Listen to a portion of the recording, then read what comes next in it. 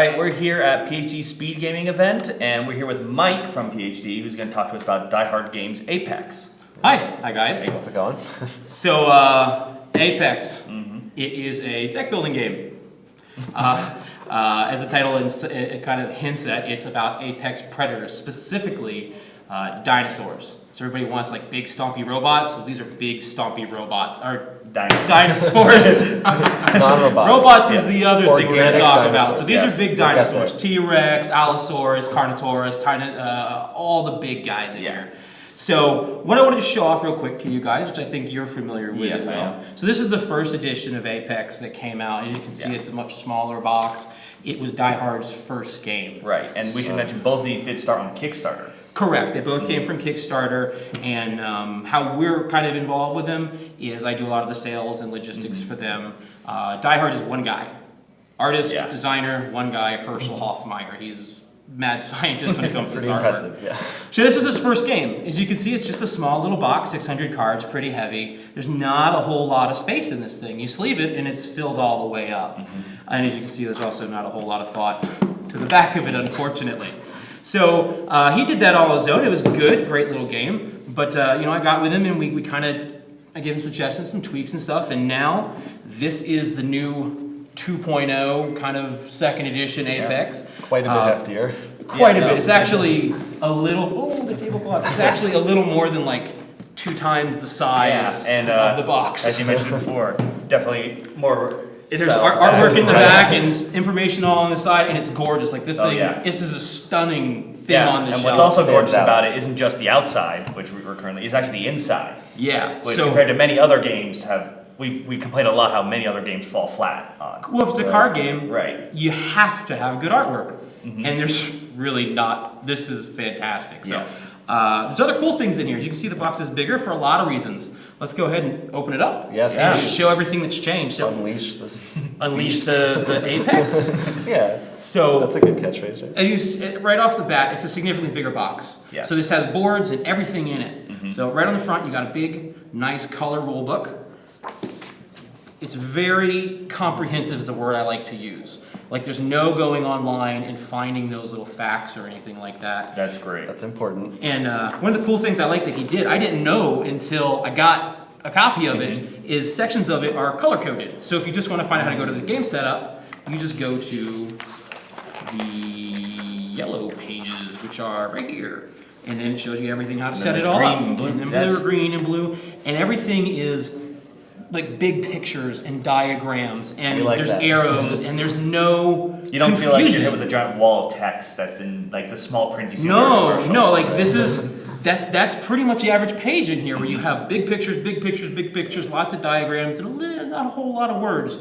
And it's very clean rule book, very easy to understand. That was one of the problems we had in the first edition. Right. This rule book's great. So right on the front, big rule book. One of the things that was always desired from the first game were personal play mats. Yes. Because it's a deck builder, you got a Right. bunch of different decks all over. It's kind of got a little confusing unless you had a little tableau on where to put things. Right. The game works in essence. You run your own little dinosaur nesting area in front of yourself, and then there's the main area in the center. Correct.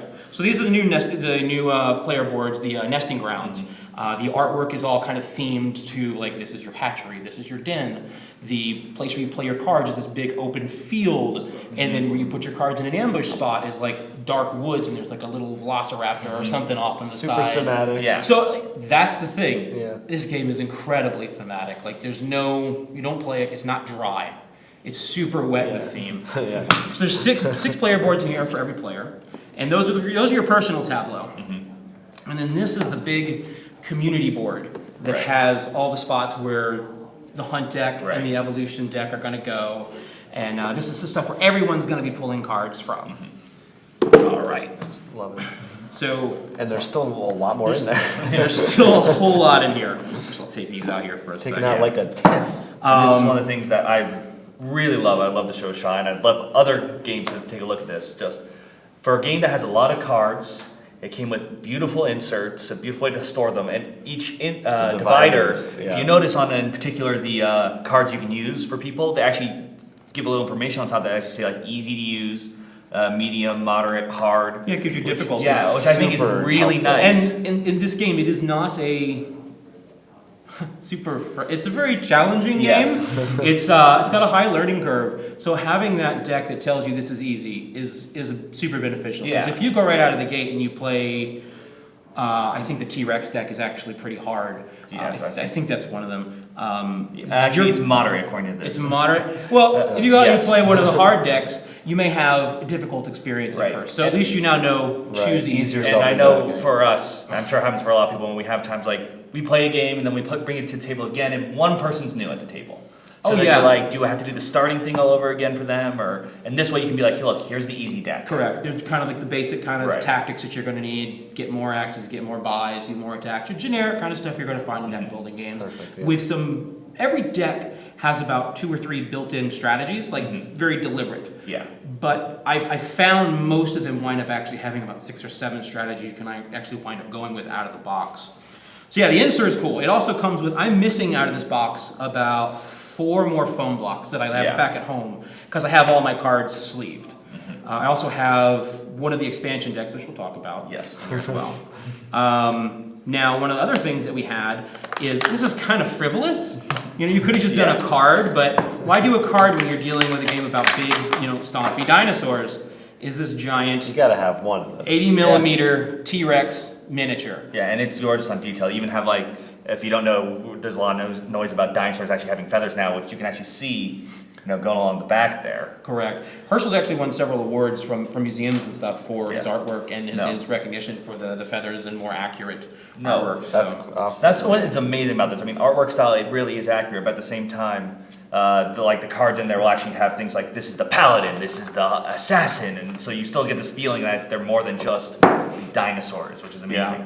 And then, of course, there's room for, There's room for expansion decks. yes. So we got, right now there are 3 species decks. These add a whole new playable species and a new boss and some environment cards to the deck. Cool thing about I never can pronounce these. Therizanosaurus Don't deck look at us. is this is the only non-predator. This is the only Yeah. non-predator, non-carnivorous. This was a Vegisaurus altogether. Interesting. Yeah. But it's kind of a death chicken. Yeah, no, it Death is. chicken. So, So like I there's mean, a, if you can zoom in and just see the claws, I mean, they're crazy. yeah. And then, of course, you have that other one, which is actually more of like upgrading the style. Oh, sure. So yeah, you have the 3 expansion decks that add a whole new species. And then the last one is the Stomping Grounds. This one was actually supposed to be the only expansion deck planned, because it added, and it was supposed to be the only thing planned at all.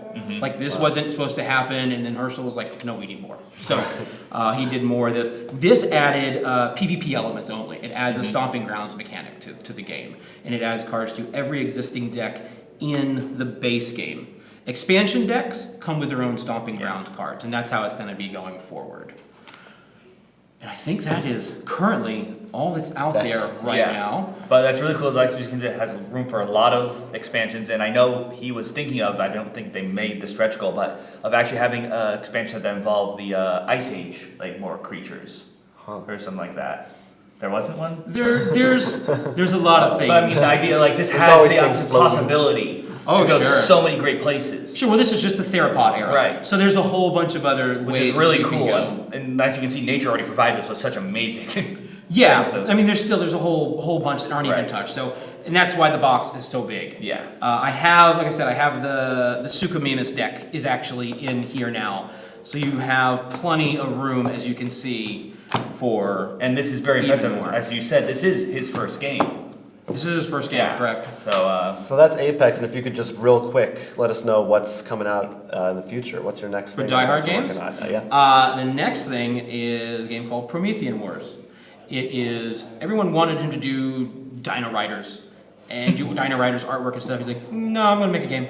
So he made a game's kind of Dino Riders looking. So you got big T-Rexes, giant laser cannons and stuff. Okay. It is set in like a future.